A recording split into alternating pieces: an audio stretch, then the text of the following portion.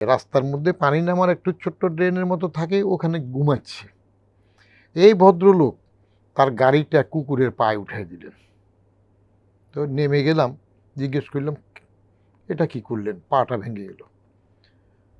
বলে যে আমি দেখিনি। তো দেখেন নাই, এখানেই তো আপনার ড্রাইভিং লাইসেন্সের একটা ঝামেলা হয়ে যেতে পারে। সাথে লোকজন আসলো, উনি তো এত অ্যারোগেন্ট হলেন। পরে বললাম যে আচ্ছা আপনি মেহরবানি করে যান, ওটা তো অবলা প্রাণী, পা ভাঙছে, আপনার সাথে আর তর্ক করা। But he became so arrogant.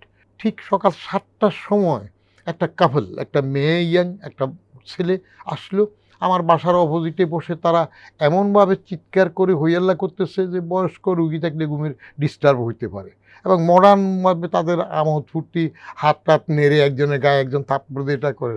তা আমি একটু ইশারা দিয়ে বললাম যে তোমরা একটু আস্তে কথা বলো না। পেরে আসলো কি আমরা অশালীন কিছু করলাম? আমরা তা তো বলি নাই। অশ্লীল কিছু না তাও তো বলি নাই, কিন্তু যেভাবে করছো এটা একটু আর আস্তে কথা বললে হয় না? রাস্তা কি আপনার নাকি? এটা সরকারি রাস্তা, আমরা ইউনিভার্সিটির অ্যাডাল্ট। আমি ভয় হয়ে গেলাম। সাথে সাথে টেলিফোন করে আরও কয়েকজনকে নিয়ে আসলো।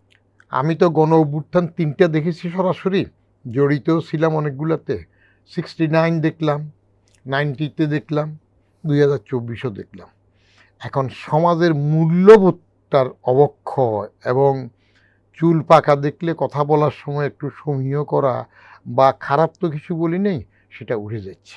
অতএব ভীতির সংস্কৃতি চালু হয়ে যাচ্ছে আর কি। এটা কেন এই অবক্ষয় এবং উঠে যাচ্ছে?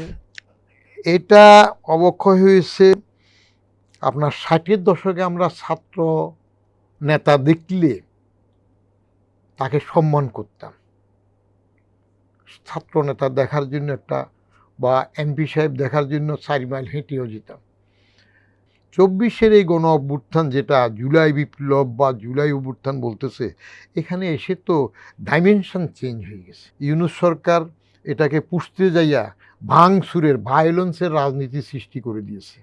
লেখাপড়াতে ফিরে যাও না বলে তাদেরকে দিয়ে রাজনীতি দল করেছে। অতএব মাসেল পাওয়ারটা, ক্ষমতাটার জন্য সবাই এখন ব্যস্ত হয়ে গেছে।